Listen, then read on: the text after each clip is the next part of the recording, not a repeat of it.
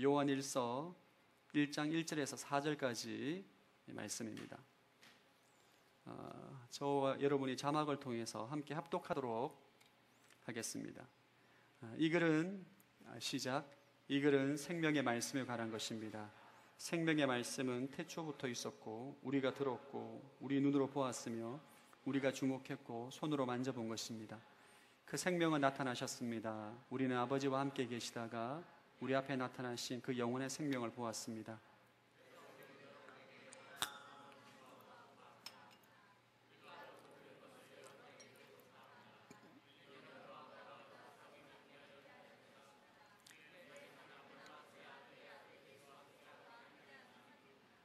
우리가 이 글을 쓰는 것은 우리 서로의 기쁨이 가득 차고 넘치게 하려는 것입니다. 아멘. 말씀 충만하십시오. 성령 충만하시기 바랍니다. 이번 주부터는 요한일서 말씀을 함께 나누게 됩니다.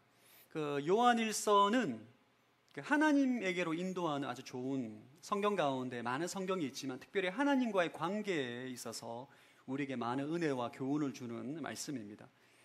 이 요한일서는 저자가 사도 요한으로 추정합니다. 요한복음, 요한일서, 2서, 3서, 요한계시록을 기록한 사도 요한이 요한일서를 기록한 것이라고 추정하고 있고, 이 요한일서의 주제는 하나님과의 사귐입니다. 사귐, 하나님과의 교제, 이것이 요한일서의 전체 주제입니다. 요한일서는 이 혼탁한 이 세상에서 그리스도인은 어떻게 살아가야 하는가에 대한 질문에 대한 답을 우리에게 주고 있습니다. 오늘날 이 시대에 대한민국을 살아가고 있는 우리 그리스도인들은 혼탁하고 음란한 이 시대 가운데 어떻게 살아가야 될지 굉장히 많이 고민하게 됩니다. 하나님의 청년으로, 그리스도인으로서 우리는 어떻게 살아가야 하는가에 대한 고민을 많이 하게 되는데, 그 고민에 대한 답을 요한일서가 우리에게 가르쳐주고 있습니다. 요한일서의 내용의 주제는 함축적으로 말하면 이런 것입니다. 혼탁한 이 시대 가운데 그리스도인은, 하나님의 사람은 하나님과 교제함으로, 하나님과 사귐으로, 지속적인 하나님과의 교제를 통하여서 이 세상 가운데 승리할 수 있다, 이것을 우리에게 말해주고 있어요. 오늘 읽은 본문은 요한일서의 서론에 해당됩니다. 왜 사도 요한이 우리에게 이 글을 적었는지에 대해서 말하고 있어요. 3절과 4절 말씀 다시 한번 읽어보겠습니다. 시작. 우리가 보고 들은 것을 여러분에게도 전파합니다. 이는 여러분과 우리가 서로 사귐이 있게 하려는 것입니다. 우리의 사귐은 아버지와 그의 아들 예수 그리스도와 함께하는 사귐입니다. 우리가 이 글을 쓰는 것은 우리 서로의 기쁨이 가득 차고 넘치게 하려는 것입니다. 여러분, 사도 요한은 예수님의 공생에 3년 동안 함께 동거했던 사람입니다.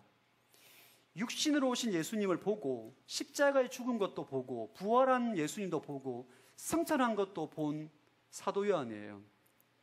사도 요한이 지금 우리에게 무엇을 말씀하시고냐 하면, 그가 예수님과 함께 교제함으로 인해서 아주 풍성한 삶을 살고 있고 기쁨을 누리고 있는데, 예수를 믿는 너희들도 그러한 기쁨과 풍성한 삶을 살기를 원한다, 그런 마음으로 이 글을 적었다는 거예요. 하나님과의 사귐의 자리로 우리를 초대한다는 것입니다. 이것이 요한일서를 기록한 목적입니다. 제가 대학 청년부에서 엑스이를 담당하고 있습니다. 엑스이 관계 전도를 담당하고 있는데, 엑스이를 통해서 전도할 때 우리가 묻는 질문이 있습니다. 지난번에 한번 말씀을 드렸던 것 같은데, 삶의 만족도가 1점에서 10점으로 매긴다면 당신의 삶의 만족도는 몇 점입니까? 라를 물어봐요. 그래서 많은 사람들에게 이 질문을 물어보는데 황당한 답변을 들은 적이 있습니다. 불신자가 10점 만점에 10점이라는 거예요. 택시기사 아저씨가. 어떻게 삶의 만족도가 10점이 나올까? 굉장히 아이러니하기도 한데, 어떤 불신자들은 삶의 만족도가 1점에서 2점, 3점 나오기도 하지만 굉장히 높은 사람도 있습니다. 7점, 8점, 9점이 나오는 사람도 있어요. 근데 문제는 교회를 다니고 신앙생활을 하고 있는 청년들의 삶의 만족도가 3점, 2점, 4점이라는 거예요. 왜 그럴까요? 우리는 영생을 소유한 사람입니다. 그리스도인은 영생을 선물로 받은 사람입니다. 그죠? 근데 삶의 만족도가 세상 사람들보다 더 낮은 거예요. 왜 그럴까요? 여러분의 주위를 돌아보는 것과 함께 여러분의 자신을 한번 생각해 보십시오. 신앙생활을 함에도 불구하고 늘 지치고 힘들고 푸념하는 그리스도인의 청년들이 있습니다. 세상 사람들은 스트레스를 받으면 술 먹고 나이트클럽 같은 데 가서 즐기나 하면서 스트레스를 풀기나 하는데 우리는 그러지도 못하고 더 스트레스 받는다는 거죠. 신앙생활하는 것이 우리 인생의 더 짐입니다. 왜 그럴까요? 여러분 자신을 스스로 한번 점검해 보시기 바랍니다. 나는 과연 주님을 믿고 예수를 믿고 신앙생활 하는데 나는 과연 사도 요한이 오늘 말하는 그 기쁨, 풍성한 삶을 누리고 있냐는 거죠. 제가 많은 청년들과 상담해 본 결과 많은 청년들이 이러한 풍성한 삶을 누리지 못합니다. 그런 기쁨을 경험하지 못해요. 왜 그런가? 하나님과의 지속적인 사귐과 교제가 없기 때문입니다. 예수님과의 지속적인 교제와 사귐이 없기 때문이에요. 여러분, 우리가 성경을 묵상하다 보면 참 신기한 것을 발견할 수가 있습니다. 사도 바울이 감옥에서 옥살이를 하고 있어요. 우리 골로새서라든지 빌립보서라든지 에베소서는 사도 바울이 감옥에 쓴 편지입니다. 그 편지의 내용을 보면 독특합니다. 감옥 안에서 자유가 없고 속박되어 있는 사도 바울이 감옥 밖에 자유롭게 살아가고 있는 성도들에게 이렇게 말합니다. 아무것도 염려하지 마라. 근심하지 마라. 두려워하지 마라. 주 안에서 기뻐하라. 항상 기뻐하라. 쉬지 말고 기도하라. 범사에 감사하라. 이런 말을 할 때 감옥 밖에 있는 성도들이 아멘하고 기뻐합니다. 좀 이상하지 않습니까? 환경적으로 너무나 열악하게 살아가고 있는 사도 바울이 너무나 편안하게 살아가고 있는 성도들에게 권면을 하고 있어요. 우리는 그런 말을 들을 때 아멘합니다. 은혜를 받는 거죠. 여러분, 하영조 목사님을 한번 기억해 보십시오. 제가 하영조 목사님을 전임 면접 때문에 직접 만난 적이 있는데 정말 여러분, 설교할 때 강대상에서 보는 모습과 실제 만났을 때의 모습은 너무나 틀립니다. 정말 오늘 죽을까 내일 죽을지 모르는 영감입니다. 개인적으로 만나면 너무나 병약한 사람이에요. 앉아서 30분을 잊지 못합니다. 그런데 언제 죽을지 모르는 늙은 영감이 강대상에서 걱정하지 마십시오. 하나님을 믿으세요. 이러면 우리가 다 은혜를 받습니다. 아멘. 눈물 쫙, 콧물 팍 흘리는 거죠. 왜 그럴까요? 왜 그러한 능력이 나타나는 거죠, 여러분? 사도 바울도 그렇고 하영조 목사님도 그렇고 살아계신 예수님과의 지속적인 친밀한 관계를 맺고 있는 인생이기 때문이에요. 주님과의 친밀한 관계를 맺고 있기 때문에 그의 삶 가운데 세상에 줄 수 없는 풍성함, 기쁨을 주기 때문에 편안하게 살고 있고 환경이 훨씬 좋은 사람보다 더 풍성하고 기쁨을 누리는 삶을 사는 거예요. 오늘 저는 하나님과의 사귐에 대해서, 예수님과의 사귐에 대해서 여러분과 좀 나누기를 원합니다. 왜냐하면 이것이 우리 인생의 기초이기 때문입니다. 이것이 흔들리면 우리의 신앙은 다 흔들리게 돼 있어요. 이것이 바로 서지 못하면 여러분의 신앙은 가짜가 됩니다. 여러분의 신앙생활은 기쁨이 아니라 오히려 짐이 됩니다. 여러분, 신앙생활하면서 이런 것을 경험해 본 적이 있을 것입니다. 주일날 예배 드리러 가는 것이 고문과도 같아요. 예배 드리러 가기 싫은 거예요. 귀찮기도 하고 예배 드려도 은혜도 안 되고, 예배 드리러 가지 않으면 벌 받을까 봐, 교통사고 당할까 봐 무서워서 어쩔 수 없이 예배 드리러 오는 이 마음, 이런 상태는 굉장히 지금 힘든 상태입니다. 오늘 하나님의 사귐, 하나님과의 교제에 대한 말씀을 나누기를 원합니다. 첫 번째 주제는 사귐의 대상 예수 그리스도에 대해서 나누기를 원합니다. 여러분, 하나님과의 친밀한 관계를 맺기 위해서는 우리가 누구와 교제하는지에 대해 대상에 대해서 명확하게 알아야 돼요. 여러분이 사귀는 그분이 누군지, 여러분이 지금 관계 맺고 있는 그분이 누군지를 정확하게 알아야 됩니다. 오늘 요한은 우리에게 그것을 말씀해 주고 있어요. 1절 말씀 한번 읽어보겠습니다. 시작. 이 글은 생명의 말씀에 관한 것입니다. 생명의 말씀은 태초부터 있었고 우리가 들었고 우리 눈으로 보았으며 우리가 주목했고 손으로 만져본 것입니다. 이 글은 생명의 말씀에 관한 것이다. 이 생명의 말씀은 예수 그리스도를 의미합니다. 그분은 태초부터 계셨다는 거죠. 사도 요한은 말합니다. 그분은 태초부터 계셨고 생명을 주시는 말씀이고 내가 눈으로 보았고 손으로 만졌다. 사도 요한은 실제로 예수님을 손으로 만져보았습니다. 십자가에 달려 죽으실 때도 생생히 보았고 부활하셨을 때 그분 앞에 나타났을 때도 생생히 보았다는 거예요. 그분이 예수님이라는 거예요. 생명의 말씀이라는 것입니다.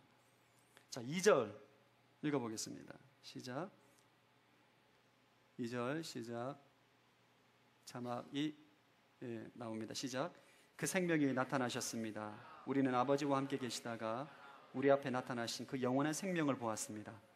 그래서 우리는 여러분에게 영원한 생명을 증거하고 전파합니다. 요한은 예수님이 십자가에 죽으시고 3일 만에 부활하시고 하늘로 승천하는 것을 보았어요. 그래서 그분은 우리에게 영원한 생명을 주시는 하나님이다. 이걸 아는 거예요. 그것을 우리에게 말해주고 있습니다. 누구든지 그 예수를 믿으면 영원한 생명을 준다는 거죠. 그 예수는 우리에게 영원한 생명을 주시는 하나님이라는 것을 증언하고 있는 것입니다. 우리의 교제의 대상은 여러분 하나님과 교제한다는 것은 여러분 하나님 눈에 보이지 않습니다. 하나님과 교제하기 위해서는 누구와 교제해야 되는가? 그 예수님과 교제해야 된다는 거예요. 생명의 말씀이고 우리에게 영원한 생명을 주시는 그 예수님을 교제하는 것이 하나님과 교제하는 것이다 라는 것을 요한이 우리에게 지금 말해주고 있습니다. 여러분 하나님을 우리가 볼 수 없어요. 여러분 그리고 예수님께서 이 땅 가운데 인간의 몸으로 오시지 않았다면 우리는 하나님을 알 수가 없습니다. 이 땅 가운데 성육신으로 오신 예수는 하나님의 계시의 하나님의 자기 계시의 절정입니다. 하나님은 예수를 이 땅 가운데 인간으로 보내심으로 자기를 완전히 다 드러내신 거예요. 나는 어떠한 존재인가, 하나님이 누구인가를 예수님을 통해서 우리에게 보여주는 것입니다. 저를 한번 따라하기. 예수님과 교제하는 것이 하나님과 교제하는 것이다. 그래서 여러분 우리가 예수를 바라볼 때에 하나님을 보게 되는 것이고 예수님과 교제할 때에 하나님과 교제하게 되는 것입니다. 많은 성도들이 가지고 있는 잘못된 생각 가운데 하나가 뭐냐면 예수님은 2000년 전 이 땅 가운데 오시고 십자가에 죽으시고 부활하시고 하늘로 승천하셔서 하나님 보좌 우편 저 멀리에 계시다고 생각을 해요. 여러분 그렇지 않습니다. 예수님은 믿는 자에게 성령을 보내주셔서 오늘날 예수를 믿는 사람들 마음 안에는 성령님이 내주하시고 이 성령님의 역사를 통해서 하늘 보좌에 계신 예수님이 우리와 만나주시는 거예요. 할렐루야. 임마누엘 하나님이십니다. 2000년 전에는 시간과 공간의 제약을 받습니다. 예수님께서 제자를 삼을 때 12명만 하신 것은 그의 육체가 한계가 있기 때문이에요. 그러나 지금은 그렇지 않습니다. 성령님을 통하여서 시간과 공간을 초월해서 예수를 믿는 모든 사람들을 만나주시고 그분과 교제할 수 있는 길이 열린 거예요. 다시 한번 저를 따라합시다. 내 안에 예수님이 계신다. 우리 옆 사람에게 당신 안에 예수님이 계십니다. 한번 축복하겠습니다. 여러분 믿으십니까? 여러분 교제의 시작은 내 안에 예수 그리스도가 계시다는 것을 믿기 시작할 때 우리가 교제가 시작되는 거예요. 여러분 하나님이 예수님이 하늘 보좌 우편 저 멀리 계시다고 생각할 때는 그분과 교제할 수가 없습니다. 여러분 멀리 계신 분과 어떻게 교제를 해요? 만나야 교제를 하지. 많은 사람들이 여러분들이 예수님과의 교제가 친밀하지 못하는 이유는 내 안에 예수님이 계시다는 것을 믿지 않기 때문이에요. 아니, 만나야 교제를 하죠. 만나야. 신앙생활하는 분들 가운데 이원론적인 삶을 살고 계시는 분이 계십니다. 쉽게 말하면 주일날 예배 드릴 때의 모습과 주중 회사에 다닐 때의 모습이 다른 거예요. 주일날 교회에 오면 하나님이 계시기 때문에 열심히 예배하고 기도하고 경건하게 살지만 회사에 가면 내 세상인 거죠. 세상 사람들과 전혀 다를 바가 없는 삶을 살아가는 이유는 하나님이 지금 내 안에 계시다는 것을 믿지 않는 것입니다. 예수님이 내 안에 계시다는 것을 믿지 않는 거예요. 언제 예수님 나와 함께 하시는가? 예배 드릴 때에. 예배 드릴 때에는 굉장히 경건한 척 주님 앞에 눈치를 살피다가 교회를 벗어나서 친구들을 만날 때 흥청망청 생활하는 거죠. 왜? 주님이 안 보고 계시니까. 주님은 교회에 계시고 지금 나는 주님께 멀리 떨어져 있기 때문에 이렇게 믿고 있기 때문입니다. 20대 혈기왕성한 요셉이 보디발의 아내 유혹을 피할 수 있었던 이유는 하나님 지금 그와 함께하기 때문에 함께한다는 것을 믿었기 때문이에요.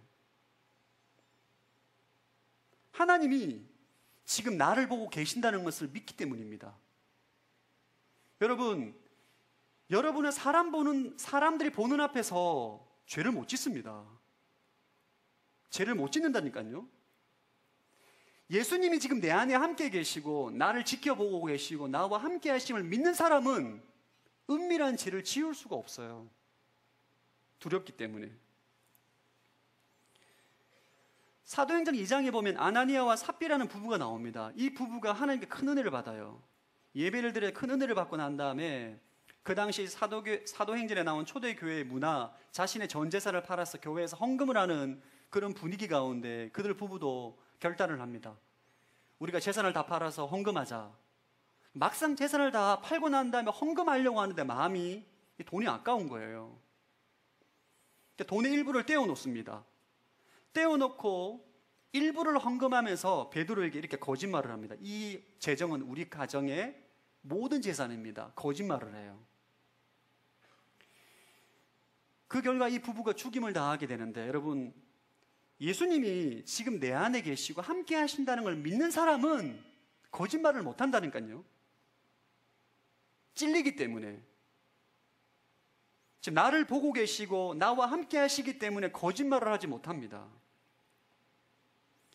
여러분이 예수님과 친밀한 교제와 사귐을 갖기 위해 첫 번째 조건은 내 안에 예수님이 계시다는 것을 믿어야 돼요.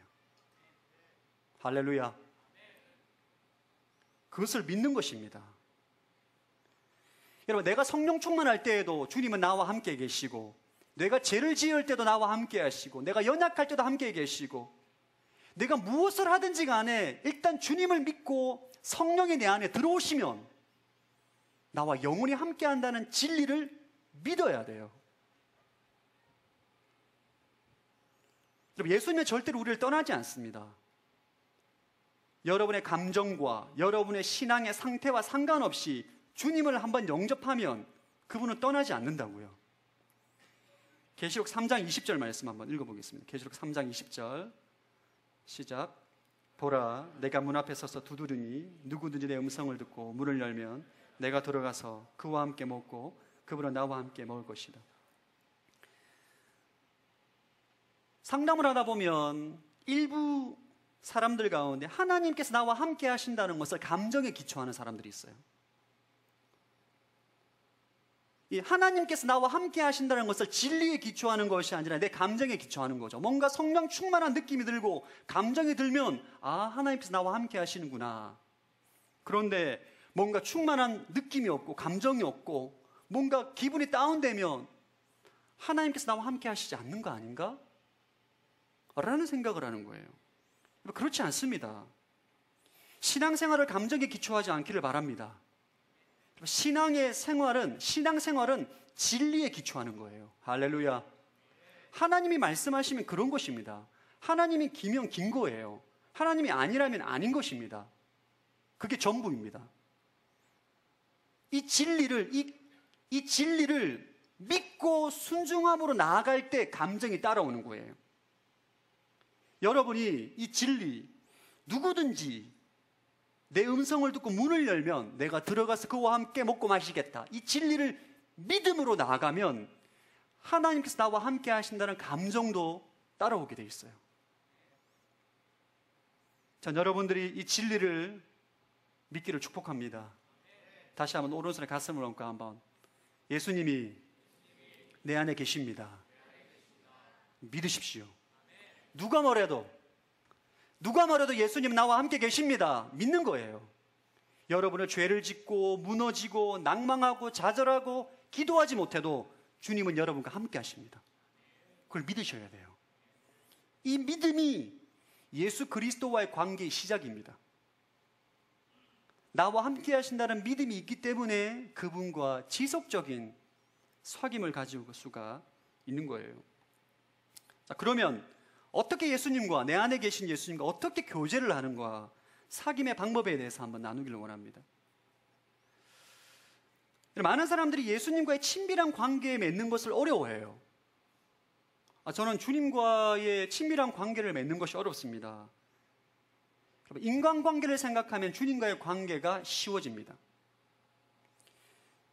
인간관계를 생각하면 간단해요, 여러분. 여러분이 예수님과의 친밀한 관계를 맺기 위해서 세 가지를 좀 여러분에게 좀 나누기를 원합니다. 첫 번째는 따라 친밀감이 목적이 되는 관계. 사람과의 관계에 있어서 그 사람과 친해지기 위해서 접근할 때에는 관계가 빨리 맺어지게 되고 친해지게 되는데 다른 목적을 가지고 접근하면 문제가 생깁니다.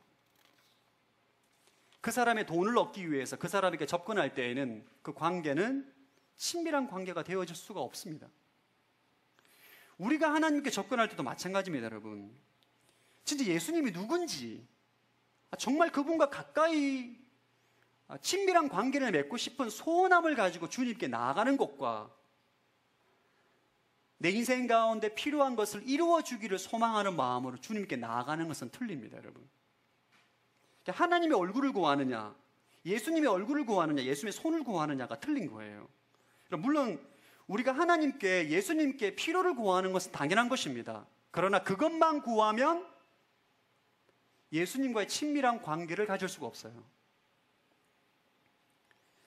저는 상당히 오랫동안 문제 해결형 신앙인으로 살았어요, 여러분. 제가 개인적으로 생각할 때 신앙인의 두 종류가 있습니다. 첫 번째, 주님의 얼굴을 구하는 신앙인과 주님의 손을 구하는 신앙인이 있어요. 저는 주님의 손을 구하는 그 신앙인의 스타일은 문제 해결형 스타일. 예수를 믿어요. 신앙생활을 합니다. 그런데 언제 주님을 찾느냐? 문제가 생길 때 찾는 거예요. 문제가 생길 때. 문제가 생기면 일단 새벽 예배 갑니다. 금식 기도도 해요. 문제를 해결하려 열심히 큐티도 합니다. 이런 패턴은 꼭 문제가 생길 때만 주님을 찾습니다. 문제가 해결되면 내 마음대로 내 뜻대로 생활을 합니다. 그래서 그런지 주님께서 저의 인생 가운데 문제를 많이 주셨습니다. 그렇게라도 나오라는 거죠. 그러니까 문제 해결형 신앙, 문제 해결을 받기 위해서 주님을 찾는 인생은 예수님 그 자체에 대한 관심이 별로 없습니다. 직장 생활할 때는 주님 이 직장의 문제, 내가 사업하는 이 문제를 해결해 주십시오라고 간구하게 되고, 저는 목회를 할 때 제가 하는 목회가 잘 되게 해달라고, 부흥하게 해달라고 기도하지 주님께 관심이 없는 거예요. 살아계신 예수님에게 관심이 없는 거예요. 내 안에 있는 관계의 문제, 물질의 문제, 직업의 문제, 진로의 문제를 해결해 달라고, 주님 이 문제를 해결해 주십시오라고 늘 새벽에 기도하지 주님을 알게 해달라고, 주님을 만나게 해달라고, 당신을 알기를 원합니다라고 기도하지 않는 거예요. 이런 관계는 신앙의 연수가 아무리 오래되어도 주님과의 친밀한 관계를 맺지 못합니다. 간헐적으로 주님을 알아갈 수 있으나 주님과의 깊은 교제는 어려운 거예요. 자, 여러분들이 하나님의 얼굴을 구하는 인생이 되길 축복합니다. 여러분, 간단합니다. 주님이 누구신지 알기를 원합니다. 전 정말 주님을 알기를 원합니다. 주님과 친해지기를 원합니다. 주님을 더 알아가기를 원합니다. 그런 소원함을 가지고 기도하시면 돼요. 그러면 살아계신 예수님께서 여러분에게 그 예수님 자신을 계시합니다. 약속이 있습니다. 예레미야 29장 13절 한번 읽어보시기 바랍니다. 시작. 너희가 너희의 온 마음으로 나를 찾을 때 너희가 나를 찾고 나를 발견할 것이다.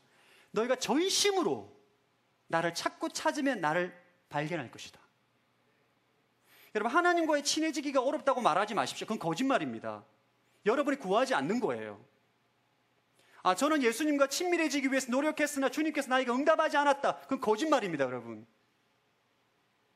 되게 하나님의 손만 구하기 때문이에요. 하나님의 능력만 구하기 때문입니다. 하나님의 도우심만 구하기 때문입니다. 하나님의 손만 구하니까 손밖에 안 보이는 거예요, 손밖에. 여러분이 정말 주님을 알기를 원한다면, 정말 내 안에 계신 예수님을 알기를 원한다면 그분을 구하세요. 그분 자체를 구하십시오. 그분 자체를. 주님, 내가 당신을 만나기를 원합니다. 당신을 알기를 원합니다. 당신과 친밀한 교제 가운데 들어가기를 원합니다. 그것을 구할 때에 주님께서 여러분에게 계시해 주십니다. 두 번째는 어떤 관계가 되어야 되는가? 따라합시다. 대화가 되는 관계. 여러분, 예수님과 대화가 되어야 돼요. 소통이 되어야 됩니다. 그러니까 친밀한 관계가 되기 위해서는 소통이 되어야 됩니다. 대화가 되어야 돼요. 친구들 가운데, 지체들 가운데 이러한 친구들 있지 않습니까? 자기 말할 때는 1시간 동안 열변을 토하다가 내가 말할 차례 되면 핸드폰 보고 자꾸 시계 보고 자꾸 창문 보는 그런 사람들이 있지 않습니까? 화가 납니다. 여러분, 그런 관계는 친밀한 관계가 될 수가 없어요. 주님과의 관계도 마찬가지입니다. 여러분, 주님과 소통이 되어야 돼요. 소통. 대화가 되어야 돼요. 여러분이 주님과 소통하기 위해서 가장 먼저 배워야 되는 것이 뭐냐면 주님의 음성을 듣는 거예요. 할렐루야. 주님의 음성을 들을 수 있어야 합니다. 모든 예수님을 믿는 사람은 주님의 음성을 들을 수가 있습니다. 요한복음 10장 27절 자막을 통해서 한번 읽어보겠습니다. 시작.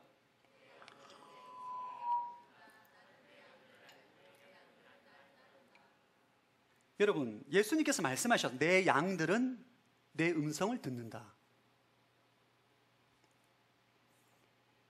그런데 주님의 음성을 한 번도 못 들어봤다는 사람이 있어요, 여러분.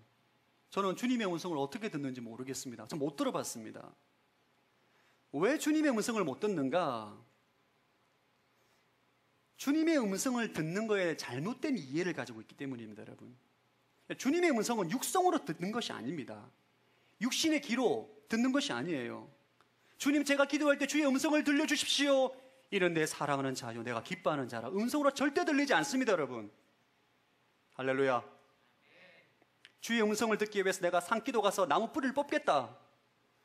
소나무를 한 개 뽑아 보십시오. 음성이 들리는지. 여러분의 팔이 빠집니다. 안 들려요, 여러분.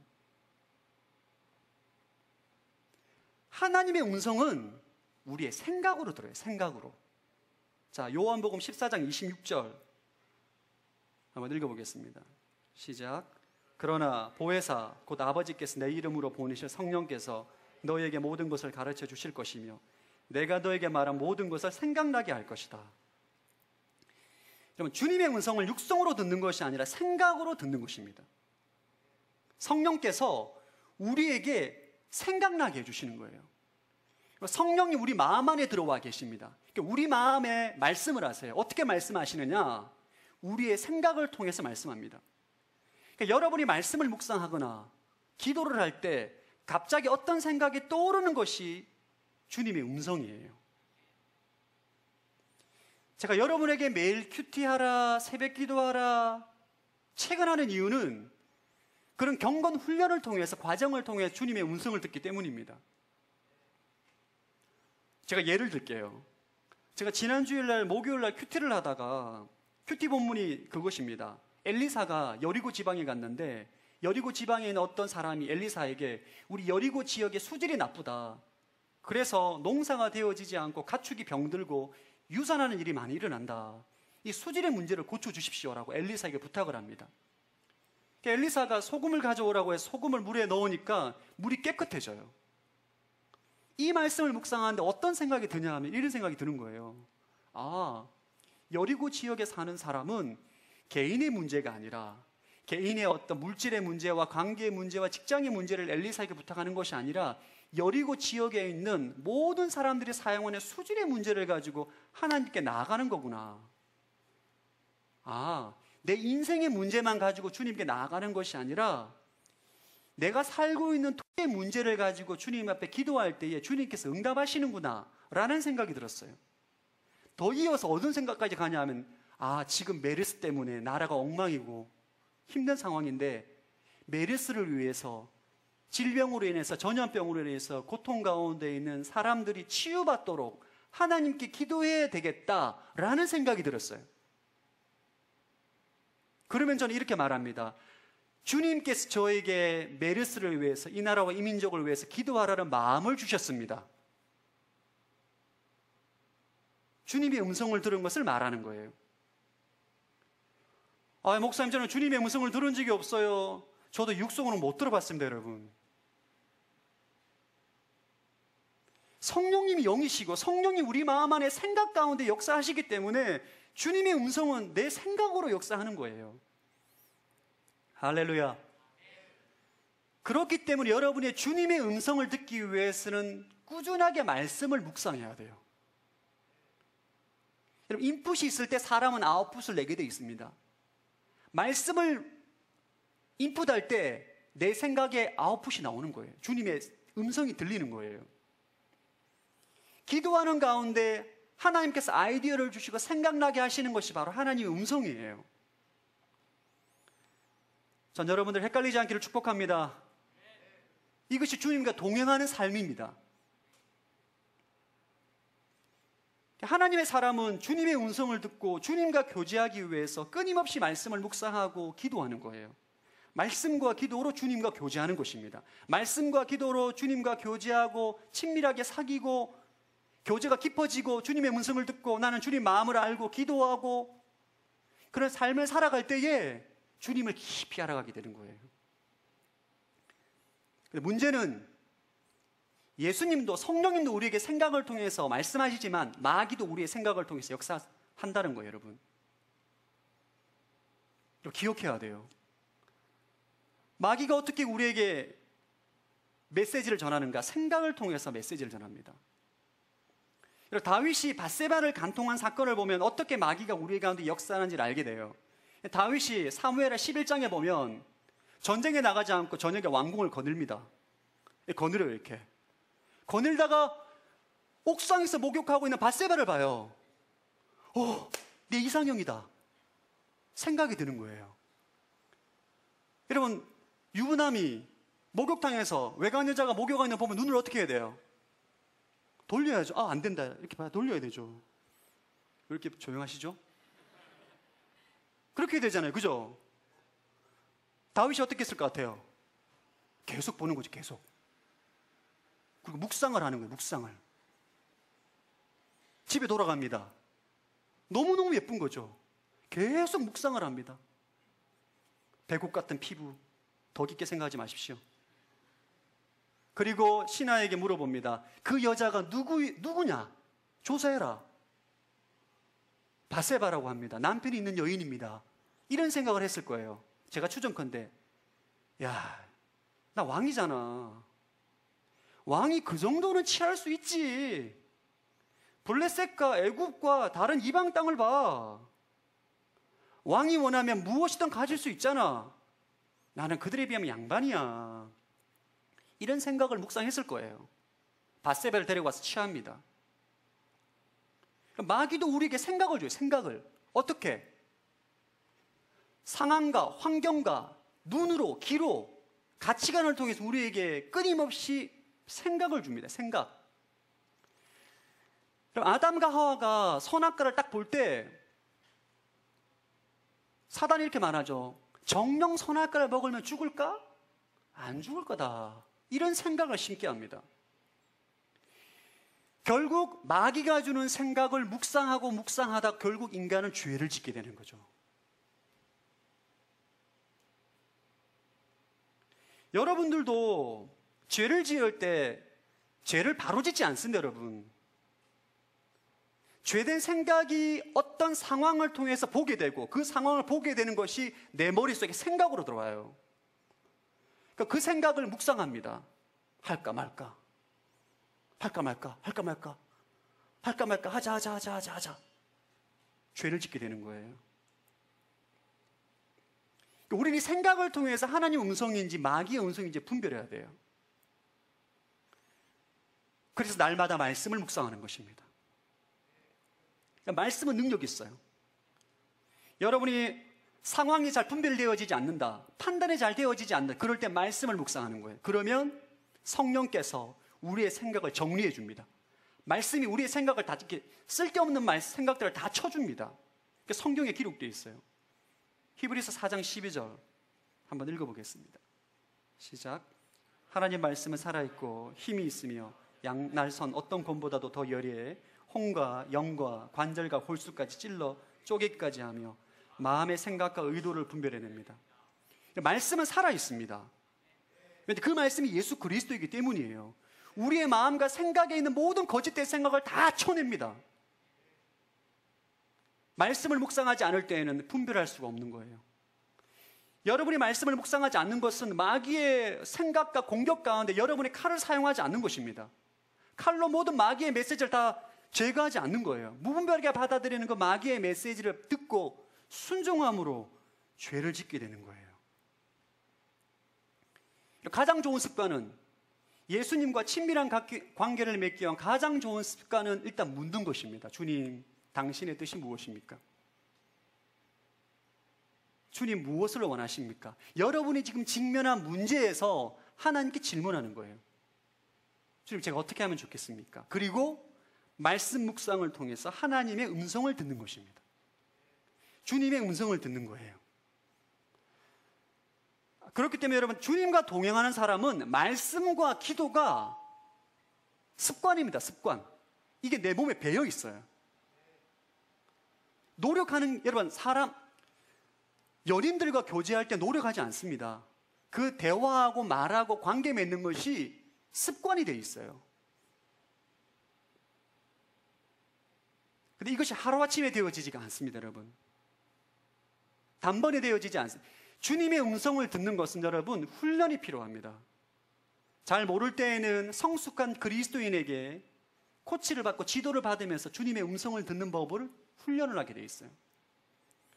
전 여러분들 날마다 말씀을 묵상하는 습관을 가지기를 축복합니다. 그게 큐티입니다. 그리고 기도하는 습관을 가지는 거예요. 이것이 경건 훈련이라고 말하죠. 경건 훈련은 아무리 강조해도 지나치지 않습니다. 왜냐하면 그 경건 훈련을 통하지 않고서는 우리가 주님과 교제할 수가 없어요. 여러분, 말씀 묵상하지 않고 기도하지 않고 어떻게 예수님과 교제할 거예요? 클럽에 가서 교제할 수 있습니까, 여러분? 없습니다. 회사에서 밤새도록 일하면서 주님과 교제할 수 있습니까? 없습니다. 우리는 주님과 교제하기 위해서 말씀과 기도의 시간을 확보를 해야 되고, 그 삶의 습관을 통해서 주님과 깊은 교제 가운데 동행하는 삶을 사는 거예요. 염려가 있고 근심이 있을 때 주님께서 말씀하면, 생각을 통해서 말씀하시면, 너희는 마음에 근심하지 말라, 하나님을 믿고 또 나를 믿어라. 그게 생각이 나는 거예요. 그때 아멘 하는 것입니다. 마음 가운데 두려움 가운데 있을 때, 마음이 불안할 때 아무것도 염려하지 말고 다만 모든 일에 기도와 간구로 늘 구할 것을 감사함으로 하나님께 아뢰라. 그리하면 모든 지각에 뛰어난 하나님의 평강이 너희 마음과 생각을 지키시리라. 생각이 나는 거예요. 아멘 하는 것입니다. 주님께서 나에게 말씀하시는 거예요. 내 안에 계신 예수님이 나에게 그렇게 말씀하시는 거예요. 그 생각이 주님의 음성입니다. 이런 생각이 수없이 들매도 불구하고 저는 주님의 음성을 들은 적이 없어요. 하나님의 음성에 대한 잘못된 이해를 가지고 있는 것입니다. 말씀의 사람이 되십시오. 기도의 사람이 되십시오. 오늘 설교 가운데 내일부터 새벽 기도 가야 되겠다고, 주님의 음성입니다. 오늘부터 말씀 한 장씩, 세 장씩 읽어야 되겠다, 주님의 음성이에요. 내일부터 전도해야 되겠다. 그 주님의 음성입니다, 여러분. 할렐루야. 농담이 아니에요, 여러분. 성령님이 여러분의 생각을 통해 역사하기 때문에 끊임없이 말씀하십니다. 여러분이 못 듣는 거지. 마지막으로 세 번째 단계가 따라 주님께 순종하는 관계. 주님과 만나고자 하는 친밀감의 목적이 명확하고 주님과 소통하고 대화하는 그 관계에 들어서고 주님과 친밀한 관계에 나아가기 위해서는 순종해야 돼요, 여러분. 여러분, 그분은 우리의 주인입니다. 우리는 그분의 종이에요. 명확한 관계는. 그래서 우리가 주님이라고 부르요. 주님, 주인님, 주님. 주님이 말하면 우리는 그냥 아멘 해야 돼요. 아멘. 예. 안 돼요란 말을 할 수 없는 우리는 존재입니다. 그런데 주님께서 인격적이기 때문에 우리를 종으로 여기지 않고 친구로 여기시죠. 문제는 여러분, 순종하지 않을 때 주님과의 관계가 깊어지지가 않습니다. 우리가 주님과의 관계를 맺기를 소망하고 그분과 대화하고 음성을 듣고 관계를 맺지만 주님 말씀에 순종하지 않을 때 관계가 멈추게 돼요. 더 이상 관계의 진전이 일어나지 않게 됩니다. 따라 영적 성장은 순종을 통해 이루어진다. 우리가 사울을 기억해야 돼요. 이스라엘의 초대왕 사울은 여러분 하나님의 기름 부으심을 받고 이스라엘의 초대왕이 됩니다. 암몬을 무찌르는 엄청난 능력을 발휘하게 돼요. 하나님의 총기와 지혜로 하나님과 깊은 교제 가운데 하나님의 일들을 감당하지만 그는 결국 불순종하게 됩니다. 하나님께 사울을 버리게 돼요. 끝까지 회개하지 않고 끝까지 불순종합니다. 우리가 순종하지 않으면 하나님과의 깊은 관계에 나아갈 수가 없습니다. 아브라함을 기억하십시오, 여러분. 100세 이삭을 낳고 이삭이 10대가 되었을 때 하나님께서 아브라함에게 내 아들을 번제물로 바치라 말씀합니다. 아브라함이 믿음으로 순종합니다. 이삭을 죽이려고 해요. 이때 아브라함은 여호와 일의 하나님을 경험하게 되는 거예요. 예비하신 하나님, 준비하신 하나님. 여러분 삶에 주님과 동행하는 삶을 살아갈 때에 주님께서 이해할 수 없는, 받아들일 수 없는 것을 요구할 때가 있어요. 그때 우리의 반응은 순종의 자세가 되어야 합니다. 그것이 주님을 더 깊이 만날 수 있는 축복의 길이에요. 여러분, 전 여러분들이 주님과 교제할 때 이성적인 사고로만 교제하지 않기를 바랍니다. 에이, 주님 곤란하죠. 그러면 제가 지금 시국이 어느 때인데 그걸 합니까? 하나님을 신뢰하시고 주님을 신뢰하시고 여러분 주님 말씀에 순종하기를 축복합니다. 주님께서 생각으로 말씀하실 때 여러분 그 자리에서 순종하십시오. 여러분 순종하실 때 주시는 기쁨이 있어요. 이건 경험해 본 사람이 압니다. 주님이 말씀하셨을 때 내가 순종했을 때에 내 심령 가운데 주어지는 기쁨이 충만해집니다. 순종의 기쁨이 있습니다. 주님 제가 한 건 했습니다. 순종했습니다. 놀라운 기쁨이 있어요. 자, 우리 4절 말씀 한번 읽어보겠습니다. 본문 4절 시작.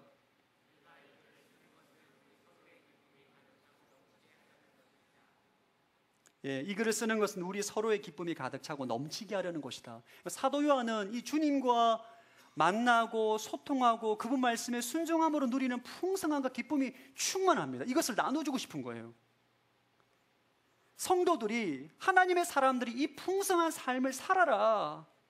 얼마나 기쁜지 모른다. 얼마나 풍성한지 모른다. 이 풍성함과 이 기쁨은 세상의 돈으로 살 수 없는 것입니다. 그 어떤 것도 대치가 불가한 거예요. 저는 이 친밀감에 대해서 굉장히 많이 좀 어려웠었는데 제 아내와의 관계를 통해서 이 친밀감이 얼마나 큰 축복이라는 것을 깨닫게 됩니다. 결혼한 지가 이제 7년이 됐어요. 결혼한 지.